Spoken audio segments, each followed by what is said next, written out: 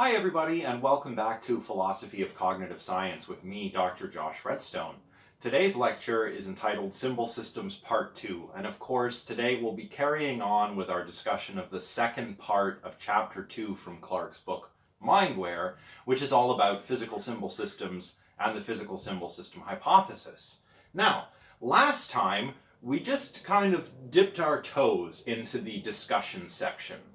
We started with a little bit of an overview of John Searle's Chinese room thought experiment. So before we cover sections 2.2b and 2.2c, I want to recap our discussion of the Chinese room and go into a little bit more depth with respect to our discussion as well, because as I mentioned, there are things we didn't cover last time. We just took a brief preliminary look at this particular thought experiment. So we'll begin with a bit of recap and a bit of further discussion, and then we'll move on to the other 2 points of discussion that Clarke raises in this chapter. So let's get started. Now, if you recall from last time, the Chinese room is a thought experiment, not an empirical experiment. Yes, I did share a link from a BBC documentary, In Search of AI, where they sort of set up a Chinese room-like scenario just for illustrative purposes, but ordinarily this is not what we do with this kind of thing, right? A thought experiment is meant to test our intuitions, our concepts, our beliefs. They're what philosopher Daniel Dennett sometimes calls intuition pumps, right? They are tools for thinking. They're not empirical experiments that we do. And I just want to make sure I really emphasize that point. But you'll remember that Searle imagines a scenario that goes a little bit like this. We have a person sitting inside of a room. In the room with our person, let's call her the agent, there is a set of instructions, a rule book, if you like. Now, there's a little slot in the door.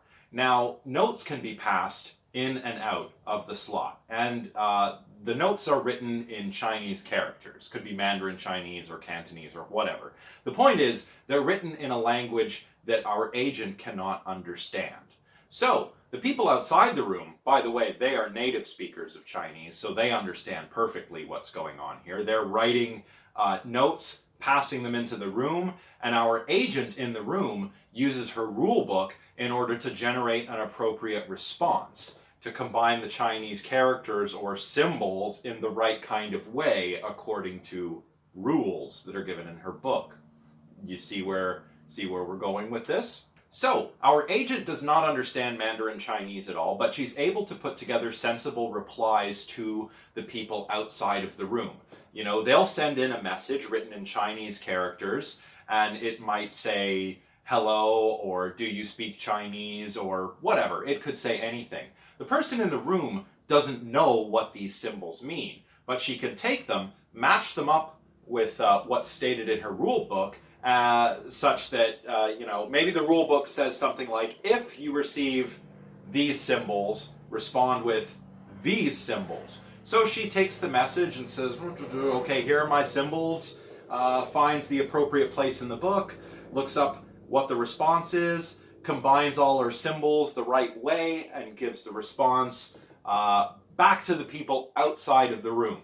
Now, to the people outside of the room, it seems as though the person in the room understands Chinese and can speak Chinese. But of course, the person in the room, our agent, does not understand Chinese. Now, of course, Searle is also arguing that there's no understanding here. The person in the room is manipulating symbols according to rules, right? Or more accurately, she's manipulating symbol structures according to the rules. A symbol structure comes in, she looks it up in the rule book, finds a rule such that if set of symbols A respond with set of symbols B. So she selects that response, puts it together, sends it out of the room. Seems like she speaks Chinese and understands Chinese. But Searle says there's no understanding going on at all here.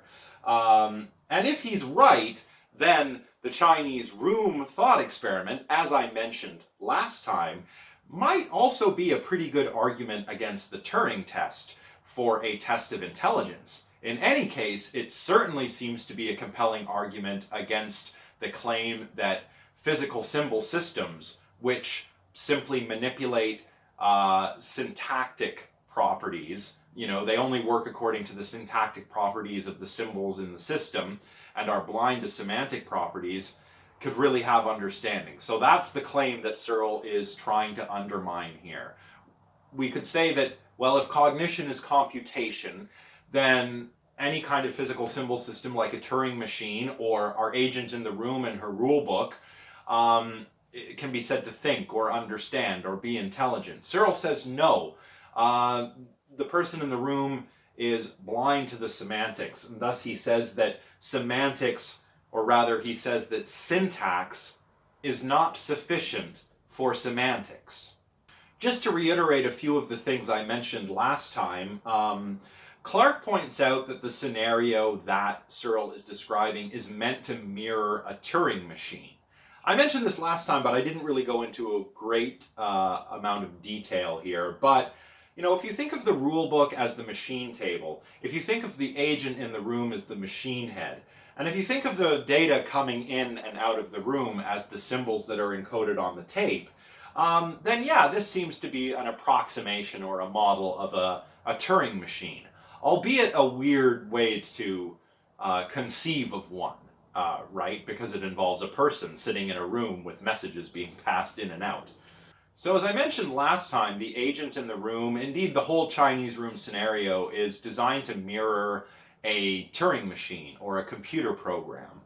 Basically, if we think of the person in the room as the processor or the machine head, the book of instructions as a machine table, and all the messages coming in and out and the changes of states in the room, well, they could be represented as the states of the machine, the symbols on the tape, and so forth, then it's very much like a Turing machine.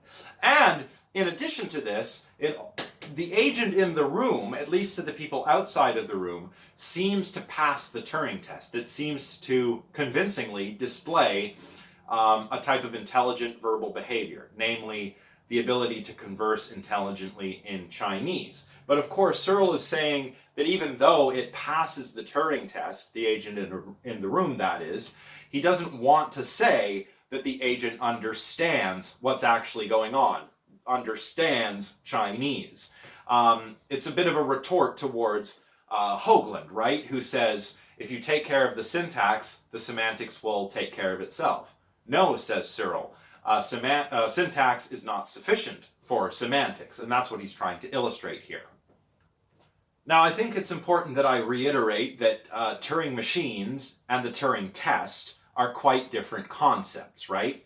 Turing machines are like a formalization or a means of formalizing the notion of computation. That's what they were for Alan Turing, anyway. So it's like a theoretical model of a computer, if you like, of a particular kind of computing machine, or a universal computing machine, if we're talking about a universal Turing machine. The Turing test is different. The Turing test is an operationalist test of intelligence. That means, in simple terms, rather than trying to define what intelligence is, we see if the thing we want to know is intelligent can do something that we all agree that intelligent agents can do. So we're not trying to come up with the necessary and sufficient means for general intelligent action here. What we're trying to do is see if our computer program or our agent in the room or whatever can do something that any intelligent agent could do, something that we all agree that intelligent agents to do, and that is to communicate our thoughts with language. In this way, the Turing test is actually very Cartesian. You remember Descartes, right? René Descartes. If you've read his Discourses on the Method or Meditations on First Philosophy, you'll know that Descartes thought that this was how he could overcome solipsism, how he could know that other minds exist beside his own, because those other minds can communicate their thoughts using rational speech, or what the ancient Greek thinkers would have called logos. In any case, this is why Searle would probably not agree that the Turing test is a good test of intelligence. But we're going to leave that question aside for later. I just wanted to make sure that this distinction between the Turing test and Turing machines was made a little bit clearer than I made last time. Anyway, that about covers it for our recap of Searle's Chinese room thought experiment. Now I want to go into more discussion in greater depth about the Chinese room, a few replies to it, and indeed some other interesting ideas like the China brain thought experiment and Clarke's idea of micro-functionalism. So I've kind of already gestured at these two replies to the Chinese room. I mentioned them briefly in my previous lecture toward the end. In any case, these two replies, the systems reply and the robot reply, these are names that were given to two replies that you can actually find in the commentary section on Searle's original paper, Minds, Brains, and Programs, which I think I will make available to you on CU Learn in case you'd like to read it. In fact, I think I'm going to make a number of extra readings available as we proceed through the course. These will not be required, but they may come in very handy for you when it comes to writing your essay or working on your critical responses. So I'll make some papers available, some work by Turing, some work by Searle, other relevant papers that you might find in the further reading section of Mindware, for example. Anyway, let's continue. So we have the systems reply, which says, sure, the agent in the room by herself does not understand Chinese, but maybe we can say that the agent and the rulebook and the room, the entire system understands Chinese. So that's the system reply, very briefly summarized. The robot reply is a little bit different. The robot reply says that understanding, intelligence, the kinds of things that the Turing test is trying to identify are not the kinds of things that disembodied computers or agents stuck in rooms by themselves can be expected to demonstrate. Indeed, take Chinese for example. Understanding Chinese is something that Chinese speakers do in a socio-linguistic environment of the Chinese language and the Chinese culture. So maybe what we need to do is take our Chinese room and put it in a robot body. And then the robot body could inhabit a socio-linguistic environment the way that native speakers of Chinese inhabit. And maybe it could understand Chinese that way. Who knows? In any case, that's a very brief summary of the robot reply. Or Searle might be onto something here. Perhaps he's right, but not for reasons that you'd think. Not for the reasons you'd think, I should say, based upon the intuitions that this particular thought experiment gets pumping. So many people's intuitions here are that the agent in the room doesn't understand Chinese at all. Of course she doesn't. They agree with Searle insofar as that, at least. The person in the room is just looking in her rulebook. She sees a certain set of characters on her messages. So it says in the book, if this set of characters, then reply this set of characters, right? So that's all the agent is doing. She understands how to carry out these procedures, but she doesn't understand what the messages she's sending and receiving mean. She's respecting the syntax and preserving the semantics, even though she is blind to the semantics of the relevant symbols, the Chinese characters. Many people agree with this thought experiment because that intuition is pretty obvious once you run through the scenario in your head. But we've got to remember that Searle's example was not meant to mirror actual people put in rooms and asked to translate messages in a language they don't understand. What Searle's example was meant to mirror was a computer program a bit like Shank's restaurant script, where we had, scene one, entering the restaurant, and we had certain symbolic symbols which represented relationships between different agents, the properties of certain objects, like my money becoming the waiter's money, me going to the table, the waiter's menu the waiter's menu becoming my menu, so on and so forth. In other words, Searle's example is meant to mirror semantically transparent computer programs. So what Searle is really trying to show with the Chinese room, using his computer program analog, which is our agent in the room responding to messages she receives by looking up the appropriate responses in her rulebook, that is supposed to be a semantically transparent symbol system. And what Searle is trying to say here is that this room, like a computer program like Shank's restaurant script, or like something that we might create using a cognitive architecture such as SOAR or ACT-R, is that it symbols all the way down. So if it symbols all the way down, where do the semantics come from? Well, this is related to something called the symbol grounding problem, and we're not going to discuss it much at this point in the course. But the symbol grounding problem is the problem of where symbols actually get their meaning from. Where do the semantics come from? If it symbols all the way down, well, in a computer program, that's kind of a worry and kind of not a worry. It's not a worry because obviously the computer programmer assigns meaning to the symbols, right? So that's how the meaning of the symbols in a computer program like Shank's or written with SOAR or something is grounded. That's where the semantics comes from. But when it comes to something like strong AI, where would the semantics come from then if it symbols all the way down? This is not discussed in this book at this point, at least, but Stephen Harnad has an interesting response, and this is related to the idea of the total Turing test, which is actually a means of addressing the symbol grounding problem that pops up in this Chinese room scenario. Basically, Harnad thinks that meaning gets grounded for us in terms of very rudimentary sensory motor capabilities, sensory motor capacities, ways of interacting with the world and perceiving the world, basically. But when it comes to a program like Shank's, well, the restaurant script doesn't have that, right? So all this is to say is that Searle's worry is that its semantics, or rather its, excuse me, all this is to say is that Searle's worry is that since in a computer program like this, it symbols all the way down and syntax is not sufficient for semantics, where does the semantics come from? It's parasitic upon the system and not intrinsic to the system, as Searle puts it in his paper.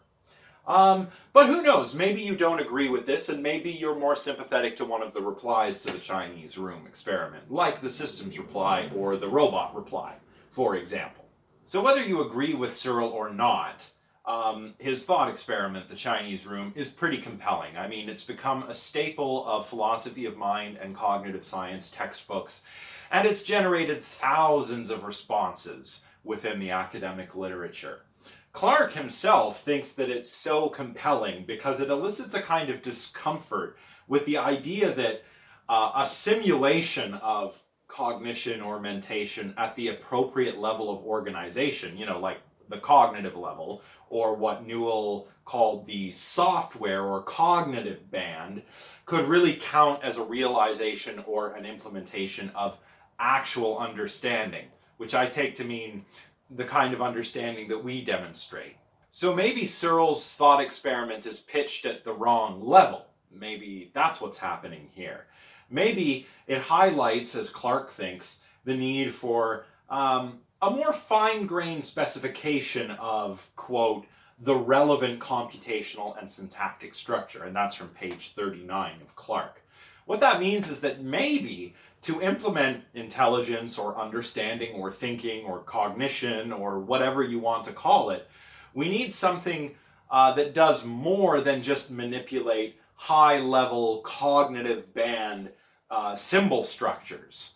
So maybe to implement intelligence or understanding or cognition or whatever you want to call it, we need something that aims at a different band than the cognitive band. We need something that does more than just manipulating semantically transparent, high-level symbol structures, like the sort of thing that Shank's restaurant program does, or that ACT-R does, or that a chess computer does. And Clark tries to explain this idea using a concept that he used to call microfunctionalism. So let's now talk about microfunctionalism. So if we're going to talk about microfunctionalism, we've got to recall some things about regular old machine functionalism from Hilary Putnam, the kind of thing I talked about in the Meat Machines lectures. On functionalism, mental states are defined in terms of their functional states, not what they're made of, not how they are realized. I used the example of a heart, right? What makes a heart a heart? It's not what it's made of, right? I can have a biological heart or an artificial heart. And hearts take different forms, right? Like a blue whale's heart is so big you could drive a Volkswagen Beetle through it. And certain animals have hearts with a different number of chambers. Humans have 4 chambers. Some animals have 3 chambers, for example. But what makes a heart is what it does, what it functions as. It functions as a pump to pump oxygenated blood to the body and deoxygenated blood to the lungs for reoxygenation. Something similar with cognition. Mental states are to be understood functionally, not in terms of how they are realized. So that's functionalism. So the question concerning microfunctionalism has to do with what level of analysis or organization our functional descriptions ought to be pitched at. Machine functionalism is pitched at the cognitive band, or the software level, or the computational level, or perhaps even the algorithmic level, if you like.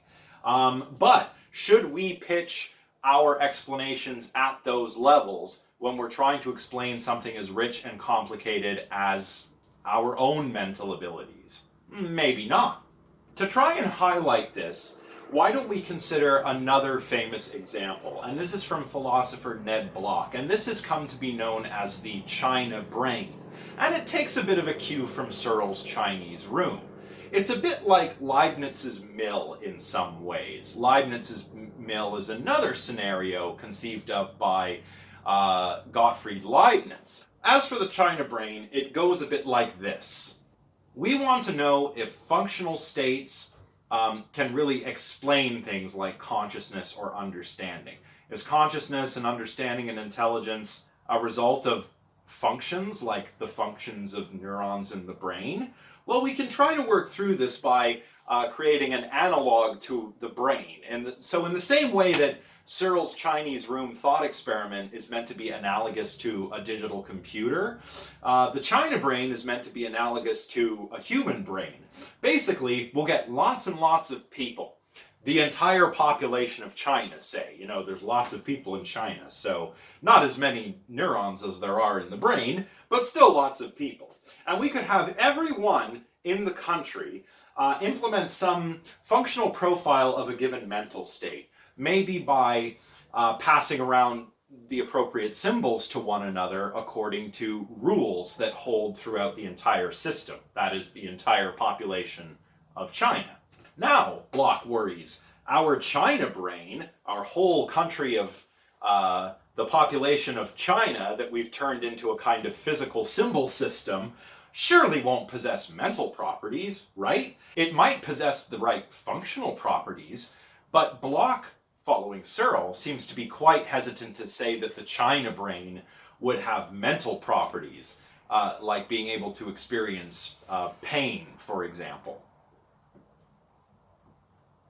Now, certainly every individual person within our China brain has their own thoughts and feelings, but the entire brain will not. In the entire brain, Block is saying, we can realize some functional state, but we can't realize, the really interesting stuff that we really want to get to, like intelligence or consciousness.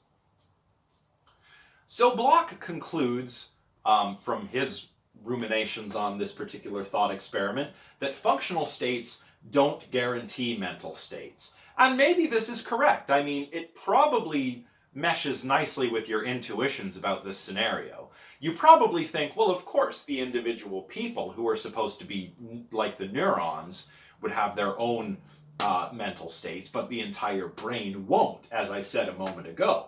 Or maybe this thought experiment, and similar ones like the Chinese room thought experiment, are simply pitched at the wrong level of analysis, or the wrong level of organization or abstraction. So if we took a micro-functionalist approach, we would be focusing on finer-grained functional states and the transitions between these finer-grained functional states. So if we talk about functional states as they relate to the whole mind, then the Chinese room and the China brain, what they are trying to do, the intuitions that they're trying to tickle, are pretty salient. And they seem like pretty compelling arguments against computationalism, against physicalism, and perhaps good arguments for something like property dualism. Because if you remember, Searle thinks that it's the causal powers of brains that are important. It's the stuff, the properties of the stuff. Perhaps the stuff has mental properties and physical properties, and intelligence, consciousness, so on and so forth. These are not functional things. They don't happen because of functional states. They depend on perhaps mental properties of physical stuff. That's property dualism, which again is not without its own set of problems, rather like substance dualism was. But in any case, let's say we pitch our functionalism at a more fine-grained level of explanation. Not mental states, but perhaps the micro-functional states, right? So if we, instead of talking about mental states in the whole system, and we focus on functional states that pertain to much simpler processing units and how they interact with one another, say individual neurons or small populations of neurons, or even larger areas of the brain that are functionally specialized, then our intuitions might begin to change. So perhaps the neurons, or perhaps further down the synapses and what's going on in the connections, that's what a synapse is, connection between two neurons. Perhaps the activity in the synapses or the firing patterns of small groups of neurons can achieve the right kind of functional organization. The kind of functional organization that makes consciousness or reasoning or understanding possible. Now, it's harder to imagine this delicate a level of functional organization in computer code, or cans of beers, or collections of gears, or water clocks, or the entire population of China. But Clark really doesn't see this as any less unlikely than this kind of functional organization occurring within the brain. If this kind of functional organization can happen in, with neurons or groups of neurons, why can't it happen in microfunctional states in a computational physical symbol system? Clark doesn't really see why this is not in principle possible at any rate. So you might find it difficult to conceive of the entire China brain having mental states, but you probably find it reasonable to say that human brain can have certain mental states, and perhaps this is because of the microfunctional states and the transitions between such states that occur in the brain, thanks to very small populations of neurons. And this is, of course, a much finer grained, much more detailed kind of functionalism, thus microfunctionalism. And we're going to come back to this idea in chapter 4 when we talk about connectionism and neural networks, because this is a much different paradigm than the symbol system paradigm, which is, of course, what we've been talking about so far. These explanations are aimed at a lower level of abstraction or organization within the brain, or a lower level of analysis, computationally speaking, if you like, a lower level than what Alan Newell calls the cognitive band. So we'll come back to that idea. But if you find the China brain thought experiment compelling, or the Chinese room thought experiment compelling, consider microfunctionalism as a means of addressing some of the shortfalls that Searle and Bloch see in machine functionalism, which we talked about in Meat Machines 1 and 2.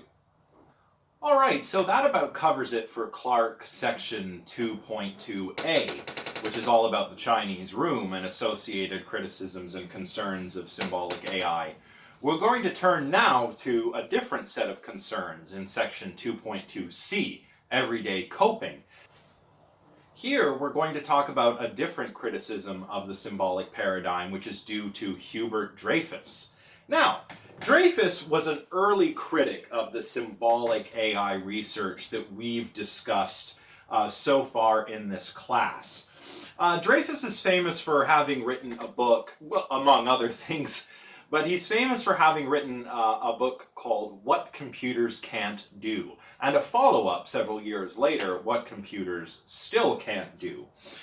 Dreyfus has always been an interesting philosopher to me because most of the philosophical work that informs philosophy of cognitive science is rooted in the Anglo-American tradition or the analytic tradition. Dreyfus is influenced by the continental tradition, which is really interesting. Of course, it's easy to understand the influence of the analytic tradition in the philosophy of cognitive science, and indeed in the cognitive sciences in general. We saw this in Chapter 1. The early developments in logic were very important, starting around Frege all the way up to thinkers like Russell and Whitehead. This is all associated with the analytic tradition. And indeed, you can see also when it comes to functionalism in the work of Hilary Putnam, that was also in the analytic tradition. Dreyfus was inspired partly by the work of Martin Heidegger. Heidegger is, of course, a bit esoteric, a bit difficult to read, so he's been accused of being a kind of bullshit artist, if you like, you know, spouting nonsense that sounds intelligent. I actually don't buy this criticism of Heidegger, but what I do find much more problematic with Heidegger is his association with Nazism. Indeed, Martin Heidegger was a member of the Nazi Party until it ceased to exist. And after the war, he was subjected to a denazification commission and was banned from teaching for a number of years. But in recent years, more has started to come out about his, with respect to his private writings, so on and so forth. And if these things had been known about at the time, shortly after the Second World War, Heidegger probably would never have taught again. But suffice to say, he's a controversial figure. I do think he's trying to say something interesting and important, but I find his associations with Nazism kind of hard to forgive. In any case, just know that the point I'm trying to get across is that Dreyfus is influenced by some of the interesting work that Heidegger's done, work that you can find in, for example, Being and Time. Fair warning, though, if you want to read Being and Time, you better set aside a lot of time to do so. It is not an easy read. Anyway, sorry for that Heidegger digression. My point here is that Dreyfus's criticism centers around this idea that our mental lives, our capacities for experiencing things, for reasoning, for acting in the world as agents in the world, are much, much richer or thicker, if you like, than what symbolic systems can achieve, or at least what they have been able to achieve thus far. Our intelligence, Dreyfus argues, is actually founded upon this sort of holistic similarity recognition, a kind of pattern recognition, if you like, as well as our bodily lived experience. And here is where he was borrowing from Heidegger. Heidegger has this idea of Dasein, right? Their being, or a human being. The being for whom the question of being is a question, to borrow Heidegger's words. Now, this might sound a little bit weird, but basically what it means is that, we are not some disembodied AI. We are beings who be in the world. That's okay. We are beings, and we are being in the world, if that makes sense, okay? I don't want to get into Heideggerian ontology too much. I really, there's not enough coffee in the world to make me be able to get through that in a lecture like this, but the point is that Dreyfus, following Heidegger, is saying that these kinds of AI, these symbolic AIs, are too brittle. They don't have the richness that we do, and that's because we're embodied agents that act in the world. If you want to try and clarify this, you can think back to Shank's restaurant script once again. It could answer questions about the quote-unquote stereotypical course of events that might be involved in going to a restaurant and eating a hamburger. If you tell it that Jack went into the restaurant, sat down, ordered a burger, and left a short while later after leaving a tip, you would quite correctly infer that Jack ate the hamburger. And the computer program can handle this no problem because it's fairly stereotypical. But the world isn't like this. The world is far more dynamic than this. What would Shank's computer script do if something really weird happened in the restaurant? What if aliens showed up in the kitchen? What if the waitstaff suddenly broke out into song and dance? Or what if we noticed that certain of the patrons were dining upside down on the ceiling? I mean, I know these are far-fetched examples, but consider an example that Clark uses that's a little bit less far-fetched. What if somebody rode their Harley-Davidson into the restaurant and then ordered their hamburger? How would Shank's program be able to cope with this kind of thing? And the answer is that it wouldn't be able to cope with these kinds of things, at least not in the same flexible, holistic way that we could cope with them. Now, the classic or symbolic paradigm offers a couple of responses to this problem, or rather this criticism of symbolic AI from Dreyfus. One response is to just add more and more knowledge to the system until it can cope with a seemingly infinite set of scenarios, like human beings seem to be able to. Or we can use inferences. We can try to get the device or the system to make inferences such that we get a maximum effect in terms of how it copes with the world using just what the system already knows. But both of these approaches are really just more of the same, more of encoding knowledge propositionally or in terms of production rules, symbol structures like that. Dreyfus actually responds by saying that no amount of symbolic knowledge can really recreate the thickness or richness of humans' mental lives, because the thickness or richness of our mental lives is not rooted in our knowledge of facts or in our powers of inference. It's just, that's not where consciousness and understanding and all of that amazing mental stuff really comes from. Rather, all of this is rooted in our pattern recognition abilities combined with extensive experience of our bodies, the environment, and how our mind and body can get us around the environment and cope with the environment. In other words, the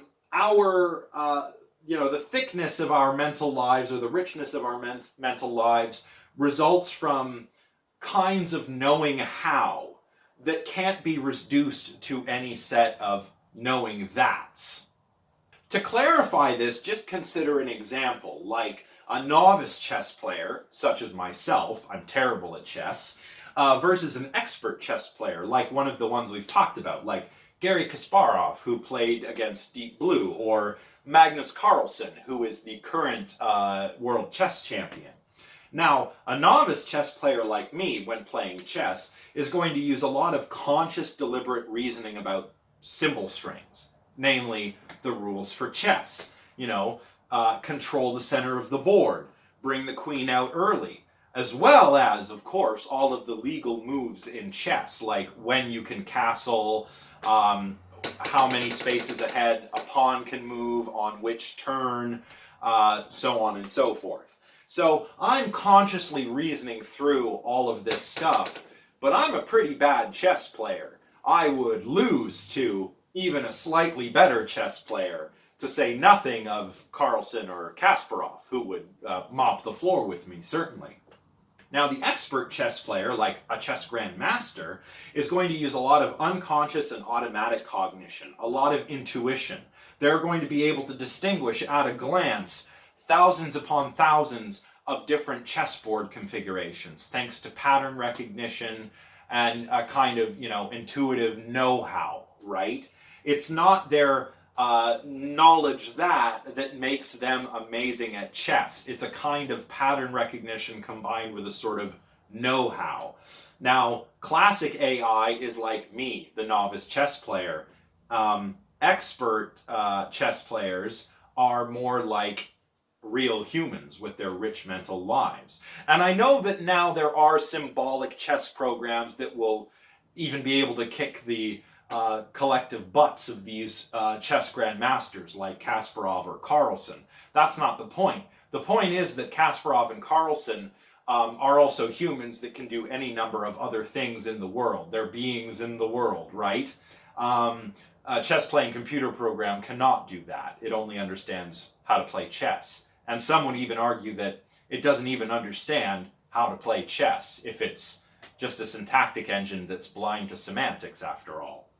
So, symbolic AI is brittle, but human intelligence and experience is richer and thicker, and symbolic AI just doesn't have what it needs to have the same richness and thickness as our mental lives do. Now, maybe it'll be the case that some other paradigm will prove to be less brittle than symbolic AI. This certainly seems to be the case with neural networks, and Dreyfus thought that that was what would turn out to be the case, or perhaps something else would turn out to be the case too, like some sort of hybrid system, a combination of symbolic and connectionist elements perhaps. We're going to come back to this in chapter 4, so we're not going to worry about it too much now. However, the argument from everyday coping, which we've just covered, highlights this problem with symbolic AIs. They have trouble coping with novel situations under real-world time constraints, which is something that we can do fairly effortlessly. Now, Clark thinks this could also be a problem for neural networks under certain circumstances. And indeed, human intelligence seems to be much more holistic than either of these paradigms currently allows for. It's much more holistic than symbol systems, but also more holistic than neural networks. Intelligence seems to be contingent, after all, not just on the brain, but also on our sensory systems and the body and the cultural and physical environment that the thinking agent finds oneself in. And this all has to do with ideas about the extended mind and embodied cognition, which we're going to talk about further into the class. But for now, we can safely conclude, I think, and so does Clark, indeed I'm following Clark here, that the argument from everyday coping does pose some pretty serious challenges to purely symbolic approaches toward intelligence. So, that's the argument from everyday coping. Now let's turn to the last section, section 2.3, or 2.2c, excuse me, real brains and the bag of tricks. All right, so now on to section 2.2c, real brains and the bag of tricks. The point of discussion here centers around something that we miss with functionalism. Functionalism as it is typically conceived, like machine functionalism, for example. The problem is that functionalism overlooks the role of the hardware, or in the case of brains, the wetware. It focuses on what Alan Newell, once again, called the cognitive band, and ignores implementational level details. Another way of putting this is that functionalism focuses on the software and ignores the hardware because of multiple realizability, which I mentioned in a previous lecture. So the worry here is this. On functionalism, we understand cognitive states, mental states, etc., in terms of their function, right? The functional states of the computational system, not the physical makeup, not how they are implemented or realized. But, and I know we've raised this worry before, can we model actual mental or psychological functions without referencing the implementational details? Maybe not. Now, on the plus side of functionalism, at least some mental states are going to be multiply realizable, and you can refer back to my meat machines lectures if you want to hear a little bit more about multiple realizability. But it's the idea that different states, different mental states or functional states can be realized in different physical stuff, as it were. So, So, since minds are formal systems, what matters is that computations are implemented, that there are computations, not what they're implemented with. It doesn't matter how we implement a certain algorithm, whether we do it using ones and zeros and circuits and switches, or whether we use neurons and different firing patterns. We can implement the same algorithm. So we can have the same functional state in different physical stuff. You see? Now, there may also be multiple software realizability in addition to multiple hardware realizability. So perhaps I can realize the same algorithm using different physical stuff. I could build a physical symbol system out of computer chips, or I could build a physical symbol system out of neurons, but I could implement the same algorithm in each system. That's multiple realizability when it comes to hardware. But when it comes to software multiple realizability, what that means is that there may be different computational or algorithmic structures that support the same mental state. A really simple analogy would be, different ways to implement functions that will result in the same number. For example, let's say I want to sum a bunch of numbers up to the number 10. I can do that with an algorithm that goes like, 5 plus 5 equals 10. Or I could do it like 2 plus 2 plus 2 plus 2 plus 2 equals 10. These are different, very simple, albeit, but different algorithms that realize the same thing, a summation of the number 10. So it could be similar when it comes to software multiple realizability too.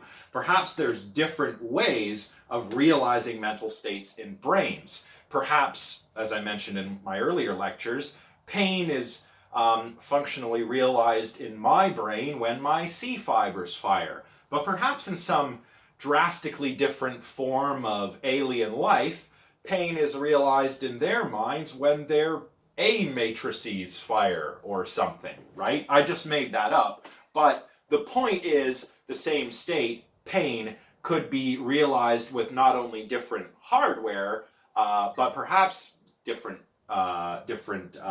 software structures or algorithmic structures. The downside of functionalism, however, is that we arguably won't develop a good model of the computational structure of the mind without paying attention to the implementational details, that is, the brain. And that's true of hardware multiple realizability and software multiple realizability. Donald Norman has a good example here. He points to Searle. Recall in our discussion of Searle from last lecture that all of Searle's long-term knowledge was encoded as production rules. That is to say, it used production memory. Rules that have the structure if X, then Y. So if-then rules or condition-action rules, where if condition X obtains, action Y is implemented. Now, is human memory like this? Well, Donald Norman says, no, it doesn't seem to be. And should we assume that human memory is similarly monolithic? Definitely not, according to Donald Norman. For example, where Searle had production memory and only production memory, humans have different kinds of memory faculties or memory functions. For example, it's typical to distinguish in neuroscience and neurophysiology and neuropsychology between episodic memory and semantic memory. Now, episodic memory is memory of events, memories of what you did that day, right? Semantic memory is memory of facts. Memories concerning who your instructor is, what class you're taking, what university you attend, and that sort of thing. And there are yet other kinds of memory as well, other memory functions like procedural memory. Procedural memory is knowledge how to do things, like how to ride a bicycle. There's also prospective memory, remembering to do things in the future, like remembering to pick up eggs the next time you go to the grocery store, for example. So there's all of these different memory faculties, and they're realized by different systems in the brain. And we know this because we can find in patients with brain damage, for example, we can find dissociations where an injury to one area will leave episodic memory intact, but semantic memory will be hindered. Or semantic memory will be intact, but episodic memory will be hindered. SOAR can mimic these different memory functions, right? SOAR has a buffer and it can chunk and it can kind of use a sort of short-term memory, but at the core, it's all just production memory. Whereas in the human mind brain, it's not like this. Different neural structures implement different memory functions, like episodic memory, semantic memory. And we know this because damage to certain parts of the brains can impact one type of memory, leave the other memory functions intact. So if we're going to understand and model the computational structure of our minds, we probably have to pay some attention to the implementational details. And this only started to happen relatively recently in the cognitive sciences. It happened in the 1980s when, firstly, neuroimaging technology actually became good enough to see what was happening in brains as they were actually thinking and carrying out computational tasks. And on the other hand, because neural networks started to come into full swing in the 1980s, and the connectionist research paradigm really got going. This is sometimes known in cognitive science as the turn to the brain. So there are multiple memory systems in the human mind, and there may even be multiple cognitive systems, not just memory systems, but all kinds of different cognitive systems in the human mind as well. For example, Kosmides and Tooby are two evolutionary psychologists who have argued for the existence of these highly specialized mental subsystems, which they call modules. Now, they didn't originate the idea of a cognitive module. That actually came from Jerry Fodor. Jerry Fodor thinks that our peripheral cognitive systems, like our sensory systems, are implemented with these cognitive modules. They're these domain-specific, informationally encapsulated computational systems within the mind. Kosmides and Tooby expand this idea, which Fodor did not agree with, by the way. They expanded it to the entire mind. The entire mind is made up of modules. Jerry Fodor thought that central cognition, general intelligence, if you want to put it that way, was non-modular. But Kosmides and Tooby would say the whole mind is modular. And this is called the massive modularity hypothesis. And that is what Fodor would have disagreed with. So on the massive modularity hypothesis, which is a theory to be found within a branch of science called evolutionary psychology, which studies the evolution of the mind, how our cognitive abilities evolved. This massive modularity idea is pretty big. And it's thanks in large part to Kosmides and Tooby, who argue that the mind is made up of these specialized modular subsystems for things like cheater detection, tool use, social behavior, language, mate selection. You know, things that evolved to help humans cope with the demands of their evolutionary environment, you know, that evolved to help us solve the kinds of problems that our ancestors faced. Now, massive modularity is not an uncontroversial idea. Jerry Fodor, who originated the idea of mental modules, did not agree with the massive modularity hypothesis, and indeed, many cognitive scientists to this day find the massive modularity hypothesis a little bit problematic. Then again, a lot of cognitive scientists, particularly evolutionary psychologists, say the opposite. They say that it is a powerful means of explaining the mind. But in any case, the massive modularity hypothesis says that the mind is not some monolithic, integrated, general-purpose system like Fodor thought. Rather, it suggests that the mind is more like a bag of tricks or a cognitive toolbox, and we draw upon these tricks and tools to solve problems in the real world in our everyday lives, and these tricks evolved, these tools evolved, these modules evolved because we had to cope with similar problems in our evolutionary past. Now, this idea that minds are collections of these specialized subsystems is not only very different from how Fodor viewed the mind, but it's very different from how classical AI viewed the mind as this monolithic general purpose symbol system. And indeed, this idea has found recent support in robotics, neuroscience, and neurophysiology. So even if you don't buy the massive modularity hypothesis, there is something to this idea that the mind is a bit like a toolbox or a bag of tricks.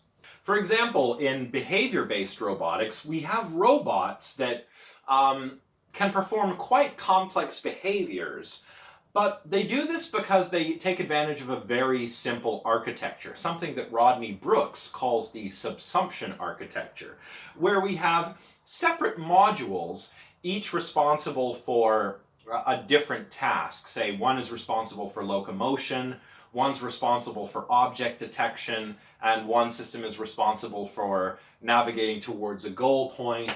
And we can achieve complex behaviors with these simple subsystems that kind of work in concert with one another, rather than being governed by some central general purpose processing unit. We've already seen in neuroscience and neurophysiology as well that different brain regions seem to be specialized for different information processing tasks. Of course, it's not as specialized as some have thought in the past. For example, Broca's area is an area of the brain that was thought to be important just for language processing, but it turns out it's important for linearizing inputs and outputs just in general, and they don't have to be linguistic, bits of linguistic data. They might be mathematical, numerical data, or even musical data. But the point is that Broca's area is, the subsystem that's kind of specialized in linearizing information in the mind. So the brain, like a behavior-based robot, seems to be composed of a whole bunch of systems that are highly specialized and that work in parallel with one another. And this is much different than a digital computer, which is our paradigmatic example of a physical symbol system. A digital computer, like a Turing machine or my laptop over here, is a serial processor. It does one thing at a time and can only be in one state at a time, whereas our brains are massively parallel. Just consider, for example, Marvin Minsky's words. He's quoted here on page 44 in Clarke's book, Mindware. Just imagine yourself sipping a drink at a party while moving about and talking with friends. How many streams of processing are involved in shaping your hand to keep the cup level while choosing where to place your feet? How many processes help choose the words that say what you mean while arranging those words into suitable strings? What about those other thoughts that clearly go on in parallel as one part of your mind keeps humming a tune while another sub-mind plans a path that escapes from this person and approaches that one? So that's a really nice way of putting it, that all of these parallel streams of processing going on in the mind as we do something as simple as navigate a cocktail party. So the brain is massively parallel. Physical symbol systems are generally not. So highly specialized cognition, if Minsky is correct, could be the result of coordination between simple, specialized modules or mechanisms that kind of work in concert with one another. And each of these systems might be responsible for a share of the computation, what Arbib calls partial representations. So my seemingly coherent experience of the world right now is a result of the partial representations of all of these different mechanisms operating in parallel. And by the way, a lot of theories that try to explain conscious experience, like Dennett's theory of multiple drafts or global workspace theory from Barnard Bars, they use something like this, some kind of complicated, parallel system of specialized mechanisms working in concert to create a conscious experience, or to enable us to reason, or to act in the world, so on and so forth. So all of this is to say is that perhaps the hand, earlier I used the toolbox or bag of tricks analogy, but maybe the mind is really more like a hand than it is something like a Swiss Army knife. In a Swiss Army knife, you do have some specialized modular tools dedicated to a specific task, but maybe the mind is really more like the hand with an opposable thumb and an opposable pinky.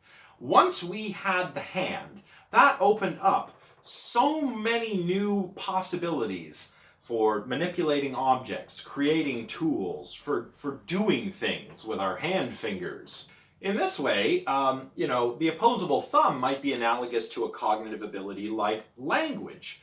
Once our linguistic abilities had evolved, they opened up new possibilities for coordinating social behavior, collaboration, developing tools and using them and teaching others to use them, passing along cultural knowledge. Very important stuff in our evolutionary history. So language is a bit like the hand, like an opposable thumb. It's not that our thumb and our fingers are specialized for any one particular task. It's not like my thumb is like one part of a Swiss Army knife and my index finger is another part of a Swiss Army knife. It's just a general purpose tool that opens up so many new possibilities, so many new cycles of interaction that lead to new kinds of thinking, new models of cognition. All right, everyone, so that is about it for today. I know that toward the end, it may feel like we've just scratched the surface when it comes to the Chinese room, when it comes to the argument from everyday coping, and when it comes to things like real brains in the bag of tricks. But we're going to keep coming back to these concerns. Like many of the ideas we touched upon in the first chapter, the ideas we've covered here in the second chapter will turn out to be recurring themes throughout the rest of our textbook. So, for today, just to summarize, wrap everything up, we've continued our discussion of the Chinese room, and we talked about other criticisms and concerns, like everyday coping and the bag of tricks. Concerns that get at problems with the classical AI, or the symbolic paradigm, with the classic approach towards cognition. Next time, we're going to start taking a look at Chapter 3, Patterns, Contents, and Causes. I will also try and remember to upload these extra readings if you're interested. I'll give them their own section on CU Learn. And these papers will be papers that I mention, that I talk about in a little bit more detail than Clark does, that you may want to read, and that may come in handy when you start writing your critical responses or your essay assignments. So, that is it. I will see you all next time for next Tuesday's lecture, which will be on Chapter 3, and I hope you all take care of yourselves in the meantime. So, I'll see you next time, everybody. Bye for now.